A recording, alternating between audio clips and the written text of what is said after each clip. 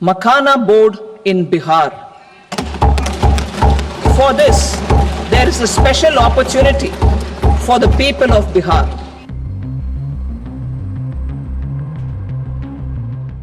बिहार को काफी समय से विशेष राज्य का दर्जा देने की मांग उठती रही है। हालांकि अब तक केंद्र सरकार ने विशेष राज्य के दर्जे को लेकर स्वीकृति तो नहीं दी है, लेकिन इस बार के केंद्रीय बजट में वित्त मंत्री निर्मला सीतारमण ने बिहार के लिए कई बड़ी घोषणाएं की हैं।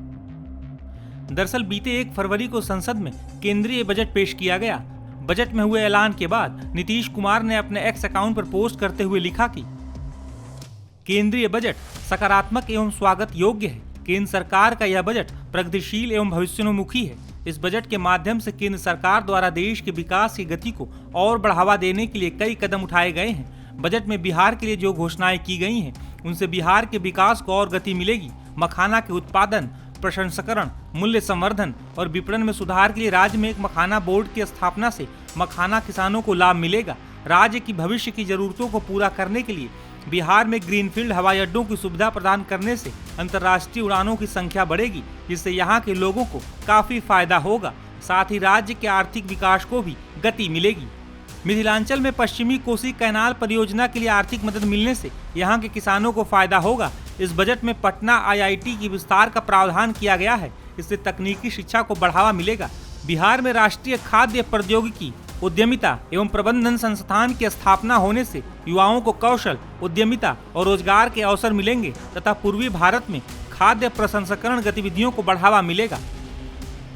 इसके साथ ही नीतीश कुमार ने आगे लिखा कि इनकम टैक्स स्लैब में 12 लाख रुपए तक की छूट मिलने से मध्यम वर्ग को काफी राहत मिली है। किसान क्रेडिट कार्ड पर कर्ज की लिमिट 3 लाख से बढ़ाकर 5 लाख करने से किसानों को इसका लाभ मिलेगा। सूक्ष्म उद्यमों के लिए MSME क्रेडिट गारंटी कवर को 5 करोड़ रुपए से बढ़ाकर 10 करोड़ रुपए किए जाने से रोजगार के अवसर बढ़ेंगे। बजट में गरीब, युवा, किसानों के हित में कई कदम उठाए गए हैं। यह स्वागत योग्य है। एक बेहतर बजट पेश करने के लिए मैं आदरणीय प्रधानमंत्री श्री नरेंद्र मोदी जी और वित्त मंत्री श्रीमती निर्मला सीतारमण जी को धन्यवाद देता हूं। वहीं बजट में की गई घोषणाओं के बाद नीतीश कुमार के करीबी नेताओं के भी बयान सामने आए हैं। बिहार की नीतीश सरकार में मंत्री विजय चौधरी ने इस बजट की तारीफ की है। इसमें कोई दो राय नहीं हो सकती कि यह बजट एक विकासोन्मुख, प्रगतिशील और बिहार के हितों का ख्याल रखने वाला बजट है और स्पष्ट रूप से बिहार जो दशकों से उपेक्षित रहा था, केंद्रीय बजट दशकों पहले से जो आते रहे हैं, उसमें लगता था जैसे बिहार इस देश का हिस्सा ही नहीं है। और हम तो धन्यवाद देते हैं प्रधानमंत्री जी को और वित्त मंत्री श्रीमती निर्मला जी को, जिन्होंने पिछले वर्ष से खास तौर से, पिछले वर्ष के बजट से खास तौर से उन्होंने बिहार की सुधि ली है और बिहार को विशेष मदद करने की शुरुआत की है। और अगर गहराई से गौर करिए तो बिहार इस मदद का 100% हकदार रहा है। और वो इस रूप से कि बिहार के पास सीमित संसाधन है, प्राकृतिक संसाधन या आर्थिक संसाधन, ये पूरा देश जानता है, क्योंकि हमारे पास खान खदान नहीं है, न सैकड़ों किलोमीटर का समुद्री किनारा है, न हमारे यहाँ सोना और हीरे की खान है।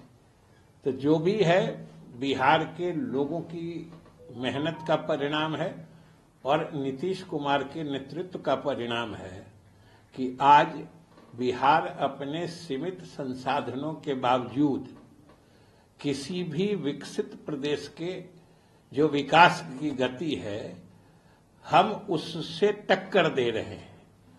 आज हमारी किसी क्षेत्र में उपलब्धि जो हो रही है, किसी विशेष क्षेत्र में हमारा प्रगति दर राष्ट्रीय औसत से ऊंचा ही रह रहा है।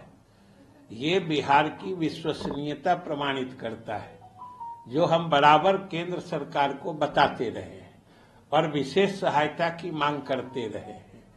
तो हम लोग तो धन्यवाद देते हैं केंद्र सरकार को और प्रधानमंत्री जी, वित्त मंत्री जी को कि उन्होंने पिछले बार से विशेष रूप से, यूं तो शुरू से कुछ देखने की कोशिश हो रही थी, लेकिन जो पिछले बार उन्होंने विशेष सहायता दी है, इस बार भी विशेष सहायता दी है, हम लोग उसके लिए उनको धन्यवाद देते।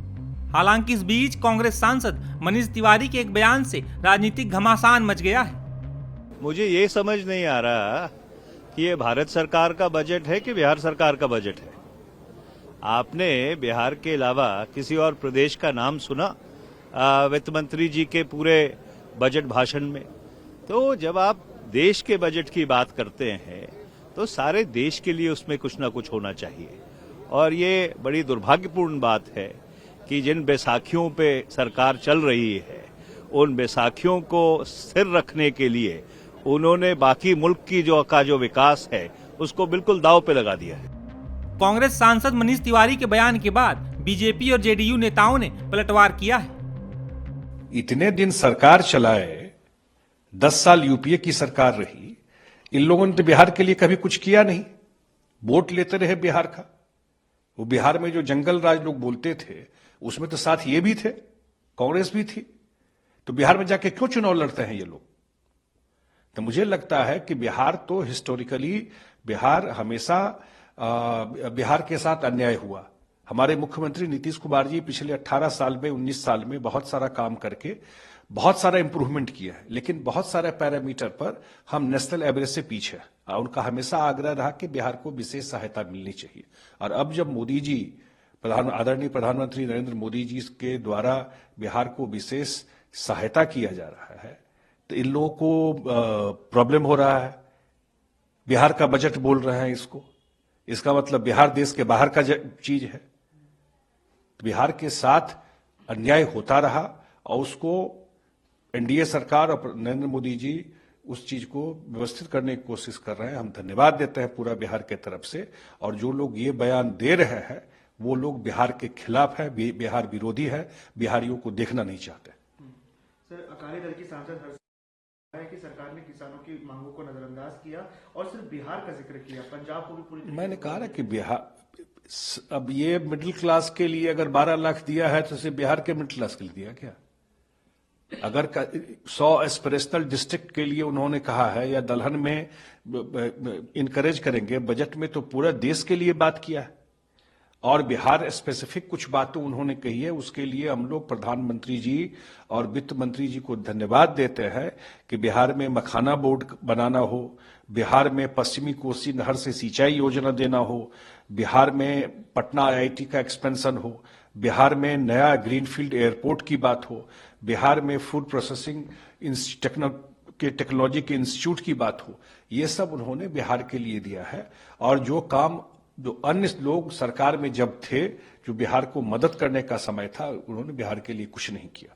अब मोदी जी बिहार को मदद कर रहे हैं, हमारे मुख्यमंत्री वहां पर काम कर रहे हैं, तो निश्चित रूप से भाई और जगह प्रोग्रेस होगा। अब बिहार के बहुत सारा मैंने बताया आपको पैरामीटर में पीछे था, तो उसमें सहयोग केंद्र सरकार कर रही है और हम लोग केंद्र सरकार के प्रति कृतज्ञता व्यक्त करते हैं।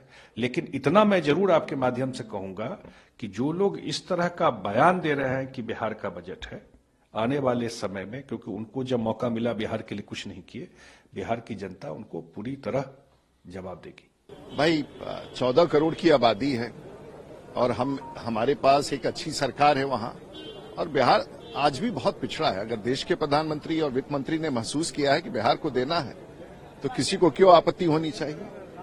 और हमें तो खुशी है कि बिहार को आज हवाई अड्डों का मांग हो, आईआईटीज की सीटों का वृद्धि हो, मखाना बोर्ड पूरी दुनिया में सबसे प्रसिद्ध एक ऐसा डाइट फूड है।